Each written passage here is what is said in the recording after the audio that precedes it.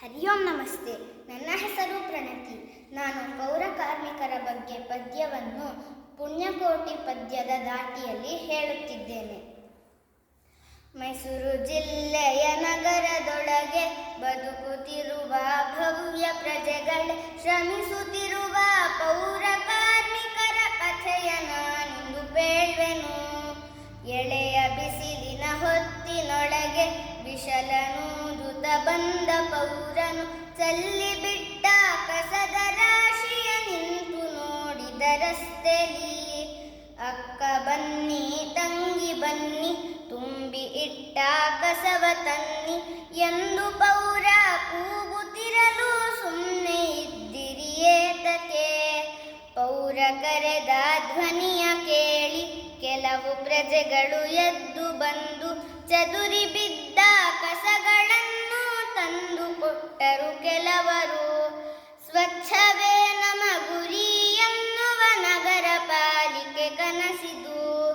ಮಲ್ಲಿಗೆ ನಗರಿ ಮಡಿಲಿನೊಳಗೆ ವಿಷ ಬಿತ್ತುವ ಕಸದ ಭೂತ ಅಬ್ಬರಿಸಿ ಅಲೆಯುತ್ತಿದ್ದನು, ರೋಗ ಸೂಸುತ್ತ ತಾನಿದ್ದನು. ನಗರ ಪಾಲಿಕೆ ಮಾತು ಕೇಳದೆ ಪೌರ ಜನಕ್ಕೆ ಕಸವ ನೀಡದೆ ತಂದ ಕಸವ ಎಲ್ಲೋ ಹಾಕಿ ಸುಮ್ಮನೆ ನೋಡಿರಿ ಏನಿದು? ಇಂಥ ಭಿನ್ನ ಜನರ ಕೇಳಿ ಮಕ್ಕಳಿರುವರು ಮನೆಯ ಒಳಗೆ, ಒಂದು ನಿಮಿಷ ಯೋಚನೆ ಮಾಡಿ ಕಸವ ತಂದು ನಮಗ್ ಕೊಡಿ. ಸ್ವಚ್ಛವೇ ನಮ ಕೆಲಸ ಎನ್ನುವ ಪೌರ ವೀರರ ಕಥೆ ಇದು. ಸ್ವಚ್ಛ ಎಂಬುದೇ ನಮ್ಮ ಗುರಿಯು, ಸ್ವಚ್ಛ ಎಂಬುದೇ ನಮ್ಮ ಧ್ವನಿಯು. ಸ್ವಚ್ಛ ಮಾಡದೆ ಸುಮ್ಮನೆ ಕುಳಿತರೆ ಬಿಟ್ಟನಾರೋ ಗಣ್ಣನು.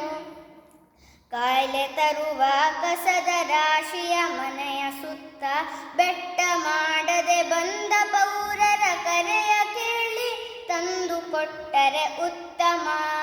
ಹಸಿಯ ಕಸಕ್ಕೆ ಒಂದು ಬುಟ್ಟಿ, ಒಣ ಕಸಕ್ಕೆ ಒಂದು ಬುಟ್ಟಿ, ಮನೆಯ ಆಚೆ ತಂದು ಇಟ್ಬಿಡಿ, ಬಾಕಿ ಕೆಲಸ ನಮಗ್ ಬಿಡಿ.